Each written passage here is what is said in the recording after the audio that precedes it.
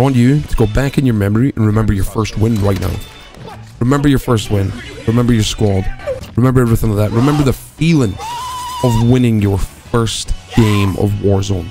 Remember these stairs. The amount of times these bloody stairs killed us was nuts. I want you to remember back to all those times that you were playing with your squad. You were playing with the regular boys and things like this would happen. I want you to think back to the times when people would chase you in a Bertha and you would be petrified. All the fun times. Your squad laughing at you, thinking it's funny. But then also those times where you absolutely clutch up in front of your squad. And your squad is in disbelief. You know, I want you to tag your squad. The one that you came through Warzone with, the one you first played Warzone with. I want you to remember all those things. Because all of those things are literally gone.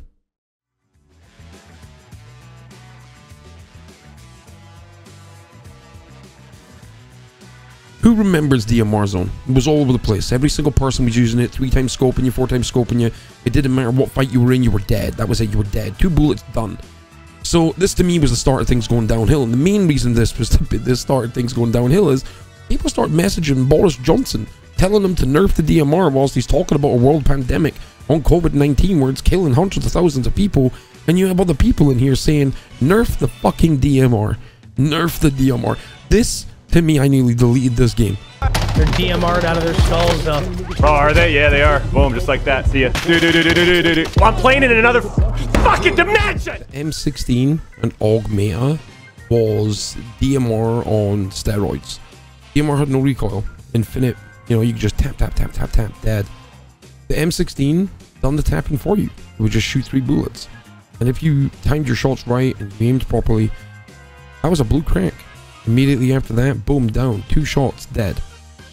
There was no other gun like this in Warzone. This gun was on a whole different level. You could be 400 meters away, someone could see a little speck on the screen, and they would aim at you, and you're dead. The AUG, up close and personal, absolutely destroyed everything it came against.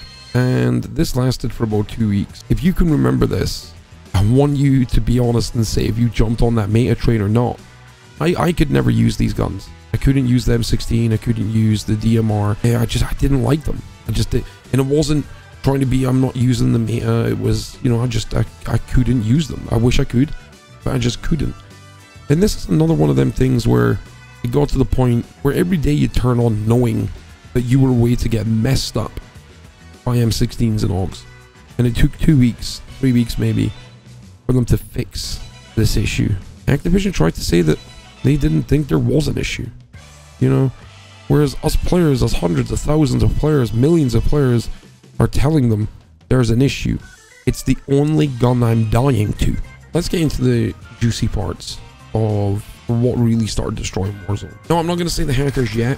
That is you're gonna see some crazy footage of hackers. One of the things that really riled the community up, what really got to the community, was the invisibility glitch.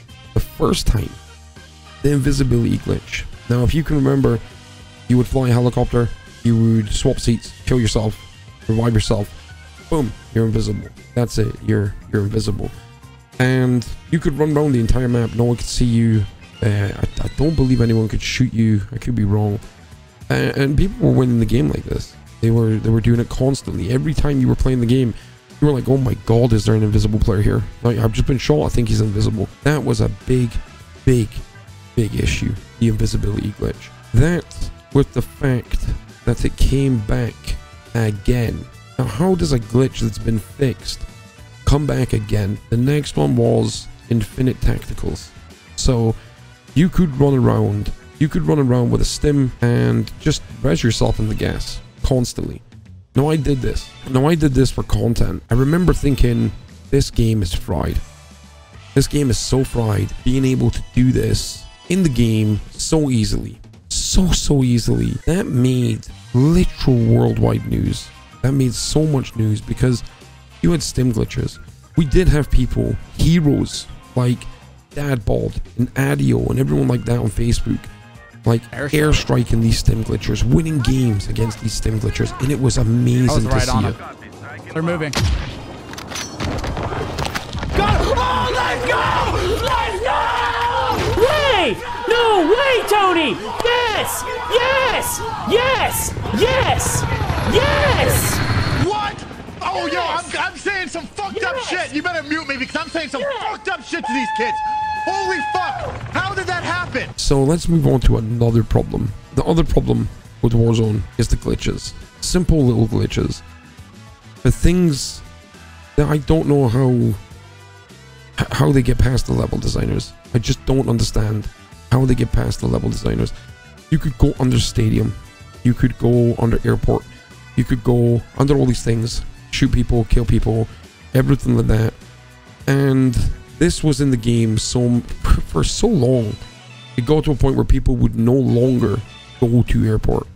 We would no longer go to stadium. We just wouldn't. We knew there was going to be hackers. Well, not hackers, but, you know, glitchers.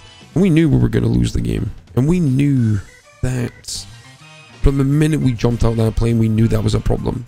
And for the fact that taking a week, 2 weeks, or however long it took to fix that is just another problem that adds up on the already big problem, which is hackers. Hackers in Warzone have completely evolved from little dweebs, from little tramps who, you know, had their aimbot, had their walls, you know, things like this. But then it started evolving. We had other streamers who were using these hacks on stream to try and make themselves look amazing at the game, completely belittle their audience, completely be arseholes, and that was insane to me. But then the fact of Warzone doesn't have an anti-cheat. Now everyone knows this. They're literally begging Activision for an anti-cheat, and their problem to this is we're gonna hire people to manually review cheaters. Now, let's be honest, if you kill someone, or well, if someone kills you in a sus way, or you just didn't like the way that this guy manhandled you, you're going to report him.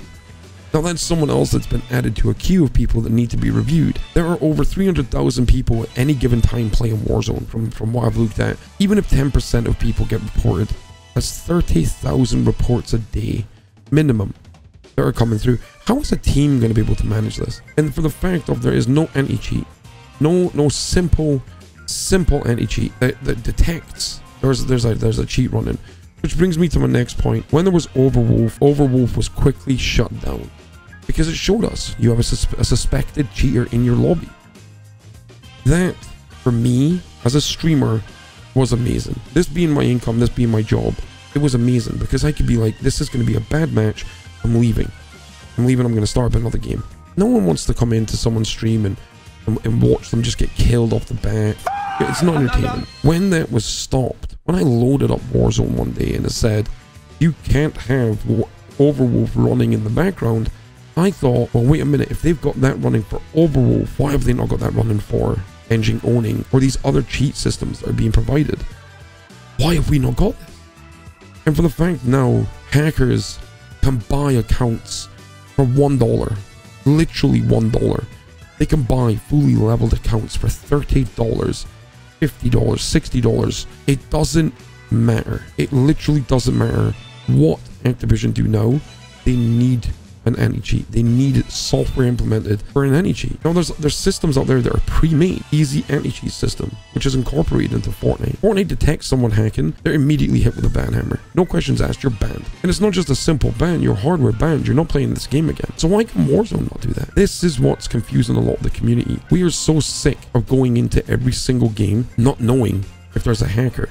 But it's now to a point where we're in the game and we expect there to be 2, 3, 4, or 5 hackers.